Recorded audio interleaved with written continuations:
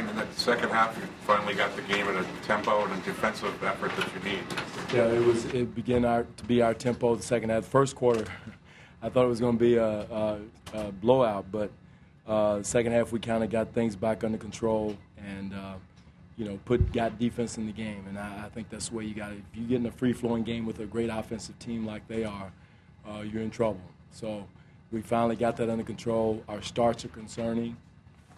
34 points in the first quarter. We knew they were in top 10 in scoring in the first quarter. We knew that going in, but for us to score only 15 points was alarming. And again, Kyle was sick, had the stomach flu, and was kind of running back here in the back every once in a while. So he was 0 for 10. That's an anomaly also. But our starts are, it's the second game in a row we had a tough start.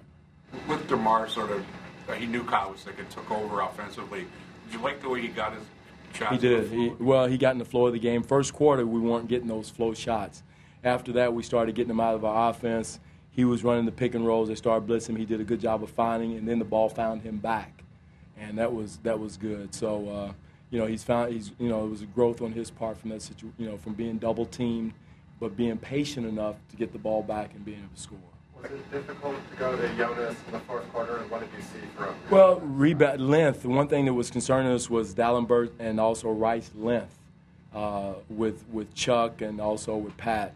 And Jonas did a good job on the boards, and that's what mainly he was in there for, and kind of got a couple of offensive rebounds. So, the game was quick for him, and they went small the first quarter, and our rotations were slow or non-existent, more so to speak.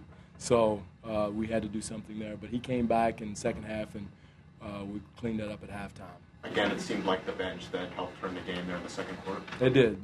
Grievous is playing at a high level, 17 points and 7 assists. He did a good job of controlling, did a better job on Jose since Kyle was under the weather.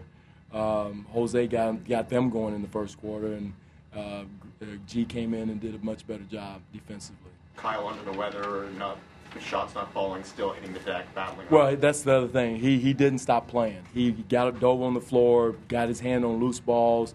He affected the game without scoring, which, you don't expect him to go 0 for 10, but he did have an effect on the game with Ellis. We were blitzing Ellis. He did a good job of getting into him and us taking him out. So he did contribute, even though he didn't score.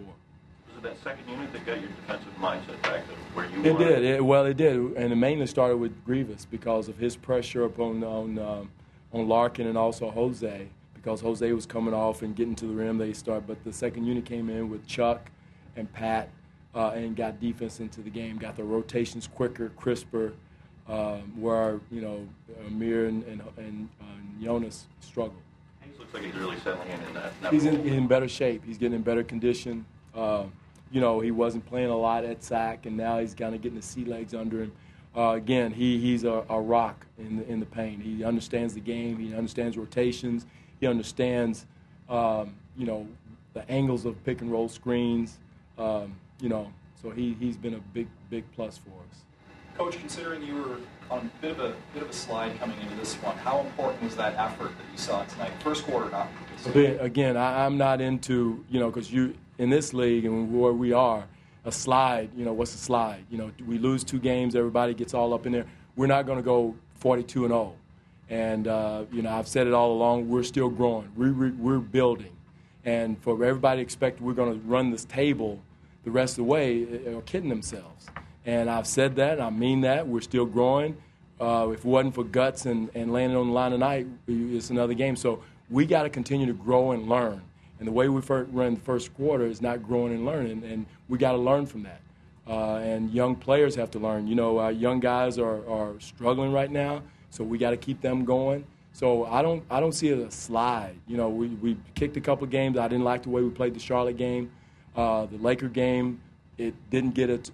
We didn't get defense in the game, so I don't call it a slide, But it was alarming the way we started the first quarter. Coach, a lot of people, for a lot of people tonight, Carter was a big story. What did you see from him on the court tonight? Did you like what you saw? Carter? Yes. Vince is a talent. I mean, he's one of those old heads that knows how to play.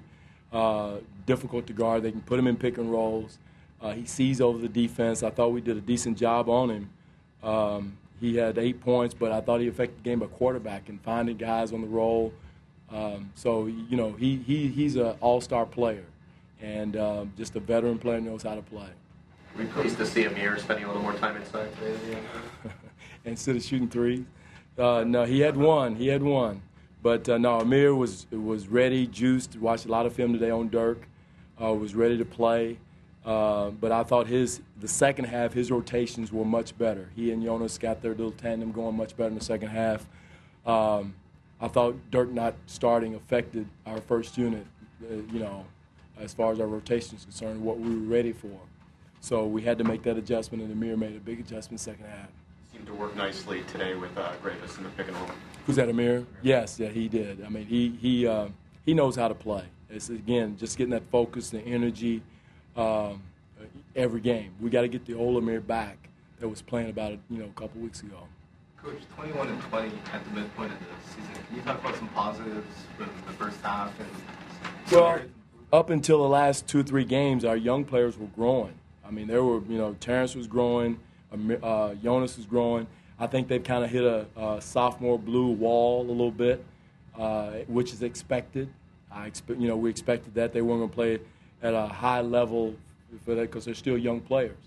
The positive is the growth of DeMar DeRozan, and I still say that Terrence and Jonas have grown and developed. So, you know, we're growing. They're not a finished product. 2 of you, 3 starters are not finished products. They're still growing. Really, a year and a half in the league, not even a half a year yet until Friday.